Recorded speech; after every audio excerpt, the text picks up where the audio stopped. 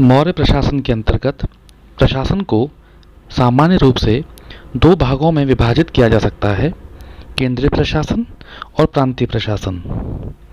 इस अध्याय में हम लोग केंद्रीय प्रशासन की बात करेंगे। केंद्रीय प्रशासन के अंतर्गत सबसे प्रमुख स्थान और सर्वोच्च स्थान राजा का था। राजा की शक्ति में मौर्यकाल में हमें अत्यधिक वृद्धि दिखाई देती है। परंपरागत राजशास्त्र के अनुसार राजा धर्म का रक्षक है, लेकिन उसका प्रतिपादक नहीं। लेकिन कौटिल्य ने इस दिशा में एक नया प्रतिमान स्थापित किया। कौटिल्य के अनुसार राजशासन धर्म, व्यवहार और चरित्र से ऊपर था। इस प्रकार राजाज्ञा को प्रमुखता दी गई। राजाज्ञा या राजा की आज्ञा यह सर्वश्रेष्ठता अपवाद स्वरूप है, क्योंकि अधिकांश भारतीय शास्त्रकार इसे नहीं मानते। जहां शास्त्र और न्याय में विरोध हो, वहां कौटिल्य न्याय को श्रेष्ठता देते हैं। कौटिल्य का कथन है कि समय पाकर शास्त्र में दोष भी आ जाते हैं, जो न्यायसंगत हो वही मानना चाहिए। राजा सभी प्रकार की सत्ता का स्रोत और उसका केंद्र बिंदु था। वह कार्यकारिणी, व्यवस्थापिका और न्यायपालिका तीनों का प्रमुख और सर्वोच्च अधिकारी था। कौटिल्य ने लिखा है कि राजा को प्रजा के आवेदन सुनने के लिए हमेशा तत्पर रहना चाहिए और प्रजा से बाहर प्रतीक्षा नहीं करवानी चाहिए, क्योंकि जब राजा प्रजा के लिए दुर्लभ हो जाता है तो अनेक प्रकार के संकट और समस्याएं उपस्थित होने की संभावनाएं बनी रहती हैं। मेगास्थनीज ने चंद्रगुप्त के लिए लिखा है कि प्रजा प्रत्येक समय उसका दर्शन कर सकती थी, उससे मिल सकती थी।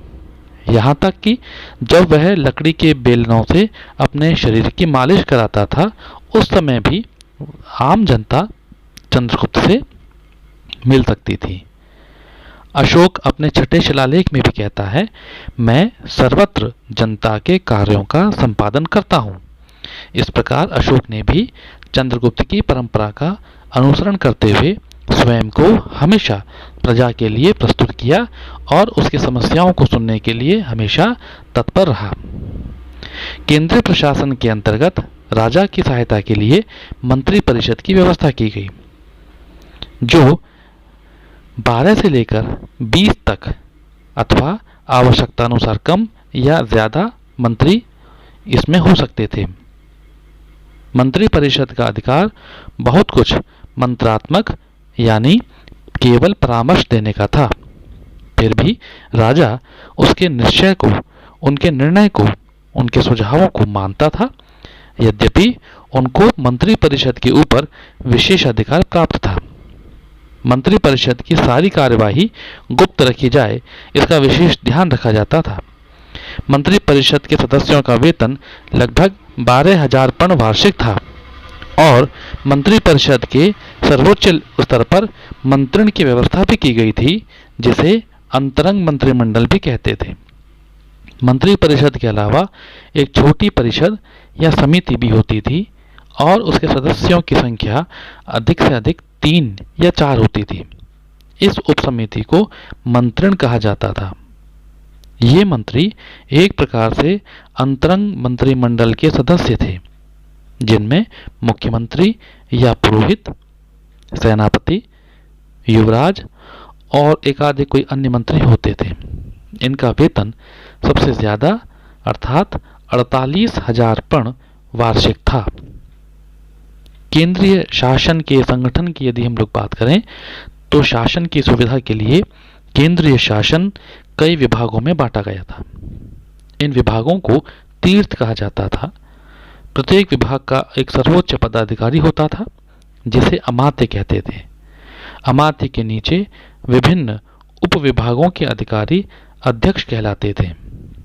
विभागों या जिनको तीर्थ भी कहा जाता था, उनके अनुसार अमात्यों जो सर्वोच्च अधिकारी थे अपने विभागों के, उनकी संख्या लगभग 18 थी। इन 18 अमात्यों का विवरण है। पहला प्रधान, जो मंत्री या पुरोहित था। दूसरा समाहर्ता जो राजस्व मंत्री था। तीसरा सन्निधाता जो कोषाध्यक्ष था। चौथा सेनापति। पांचवा युवराज। छठा प्रदेष्टा अर्थात कंटक शोधन न्यायाधीश का प्रमुख दायित्व निभाने वाला अधिकारी। सातवां था व्यवहारिक जो प्रमुख धर्मस्थीय न्यायालय का न्यायाधीश था। आठवां था नायक जो प्रमुख सैन्य संचालक था। नवा अधिकारी था कर्मांतिक जो उद्योग विभाग को संभालता था। 10वां जो अमात्य था वह था मंत्री परिषदाध्यक्ष अर्थात मंत्री परिषद का अध्यक्ष। 11वां था दंडपाल जो सेना का अधिकारी था जिसका कार्य सेना के लिए सामग्री आदि का व्यवस्था करना था। 12वां है अंतपाल जिसका कार्य राज्य की सीमा पर स्थित दुर्गों और छावनियों की देखभाल करना था।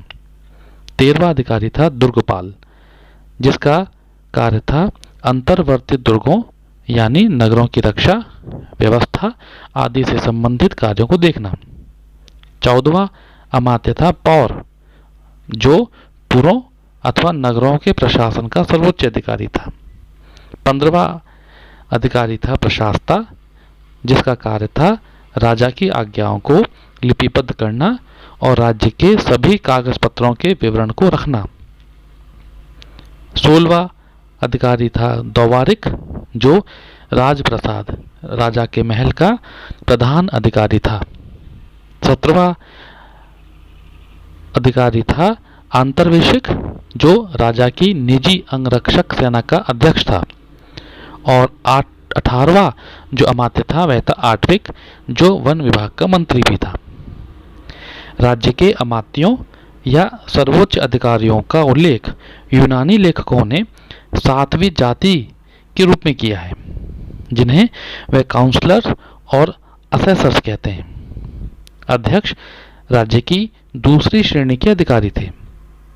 स्ट्रैबो जो यूनानी इतिहासकार हैं इन्हें मजिस्ट्रेट के नाम से पुकारते हैं और इनके बहुविध कार्यों का उल्लेख भी करते हैं। अर्थशास्त्र के अध्यक्ष प्रचार अध्याय में 26 अध्यक्षों का उल्लेख मिलता है। कुछ अध्यक्ष जिस प्रकार रहे जिसमें सीताध्यक्ष जो कृषि विभाग का प्रमुख था अध्यक्ष था। शुल्काध्यक्ष व्यापार संबंधी करों को एकत्र करने वाला अध्यक्ष था। आकराध्यक्ष खान माइंस का प्रमुख अधिकारी था। सूत्राध्यक्ष वस्त्र उद्योग या कातने और बुनने से संबंधित उद्योगों का प्रमुख अधिकारी था। पण्याध्यक्ष बाजार पर नियंत्रण करने वाला अधिकारी था। सुराध्यक्ष मदिरा उद्योग और उसके उपभोग को नियंत्रित करने वाला अधिकारी था। इस तरह से अन्य भी अध्यक्ष हमको मौर्य प्रशासन में दिखाई देते हैं। बहुत कम अवधि में एक विशाल सुगठित सोपानात्मक अधिकारी तंत्र का सफलतापूर्वक गठन मौर्य प्रशासन व्यवस्था की एक महत्वपूर्ण उपलब्धि देखी जाती है। अशोक के अभिलेखों में कुछ अधिकारियों का भी उल्लेख हमको मिलता है। ऐसे अधिकारियों में धर्म महामात्र और राजुक प्रमुख हैं। अपने 5वें शिलालेख में अशोक स्वयं कहते हैं कि सबसे पहले उसी ने धर्म महामात्र नामक नए पदाधिकारियों की नियुक्ति की। धम्म महामात्रों का कार्य देश में सभी संप्रदायों के बीच धम्म प्रवर्तन करना और धम्म में निरत लोगों की सुख शांति का संवर्धन करना था। इनके और जो अन्य कार्य जो थे वे थे अकारण दंडित व्यक्तियों को दंड से मुक्त करवाना, ऐसे व्यक्तियों के दंड को कम करवाना जो वृद्ध हों अथवा जिनके आश्रित बहुत से बाल बच्चे हों, और दान का उचित वितरण करने की व्यवस्था करवाना। तीसरे वृहद शिलालेख में प्रथम और चतुर्थ स्तंभ लेखों में राजकों या रज्जुकों का उल्लेख हमको मिलता है। इन्हें लाखों लोगों के ऊपर नियुक्त बताया गया है। इनका कार्य जनपद के कल्याण का संवर्धन करना था। अशोक लिखते हैं, मैंने अपनी प्रजा के सुख और कल्याण के लिए राजकों की नियुक्ति की है जिसका उल्लेख चौथे स्तंभ लेख में मिलता है। अशोक ने राजकों को दंड और पुरस्कार प्रदान करने की भी स्वतंत्रता प्रदान की, जिससे ज्ञात होता है कि वे न्यायिक कार्य से भी संबद्ध थे।